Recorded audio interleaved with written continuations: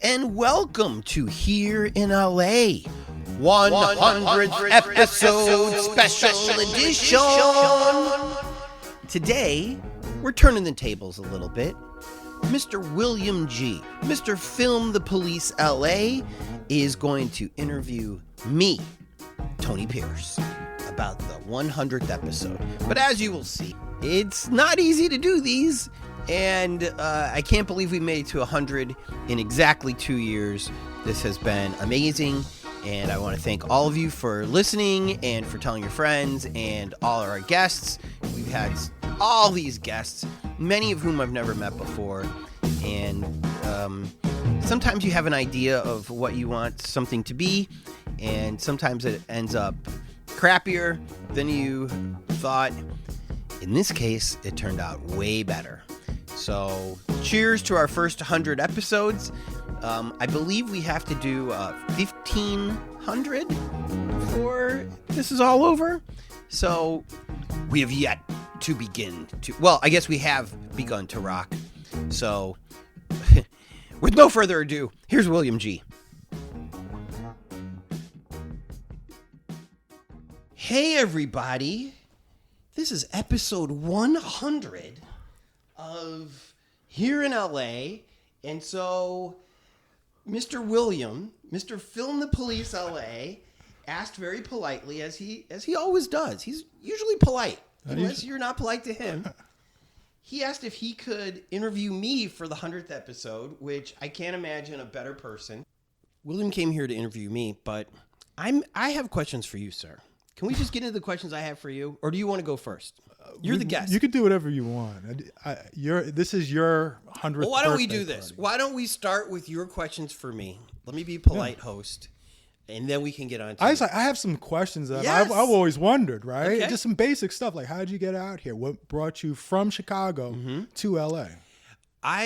Senior year of high school, I went to the Rose Bowl game. It was Illinois versus UCLA. And I always thought that I wanted to go to the University of Illinois. All my friends were there and were going there. And I thought I wanted to go down there. I was also I was a band nerd in high school, so I loved marching band. University of Illinois has a great marching band, but my grades weren't very good. So I knew I was going to have to do a couple of years of junior college wherever I was. And I came out here and I saw the Rose Bowl game, and it was January. Yeah. And it was just perfect weather. Here in Pasadena, 84 degrees. This is the warmest day ever recorded on January 2nd in history in Southern California. No wind. It's a magnificent setting for this 70th edition of the Rose Bowl. It was just perfect weather. And I was like, am I out of my mind? Of course I'm going to come here. And so it was decided, like that January, that I'm coming out here. And so I did... a couple of years of junior college at Santa Monica College, which I highly recommend to people, especially, I mean, it's so weird that teenagers are supposed to like know what the hell we're going to do with our lives. And now we spend all this money in college and we still don't know what we're doing. So I did a couple of years of junior college, didn't cost a lot of money. I had some amazing jobs while I was working through junior college. One at a record store, one pumping gas in Beverly Hills at an all full serve gas station, one selling TVs on commission. iFred rated will pierce the price on videotape. Watch this. TDK T120 videotape at $5.99. Fuji T120 videotape, $5.99, less $1 manufacturer rebate. And Sony L500 videotape at $4.99. And I was living in Inglewood for some of it, so I grew up in an all-white suburb, so it was nice to be in a black community for the first time in my life. So, like, all these things before I turned 21 all happened kind of because of that Rose Bowl game. Did you know what you wanted to get into when you were, or do you have an idea of what you wanted to get into? I wanted to either be a sports writer or a baseball coach. Or something like that. But I always got bad grades in school. And even at Santa Monica College, I had this history teacher who would not give me the C+ that I needed to transfer. And she's like, you will get eaten alive at one of these UCs that you want to transfer to because you cannot write. You can't do it. And I was like, but all these pretty girls love these little stories I write. I fold it up in the paper and I hand it. They're like, you could be scribbling anything. That's not what they're reacting to. They're reacting to you being nice to them and showing them attention. You cannot write. And so I cried in this library. I read J.D. Salinger's Perfect Day for Banana Fish through my tears. And I was like, I can do what he is doing.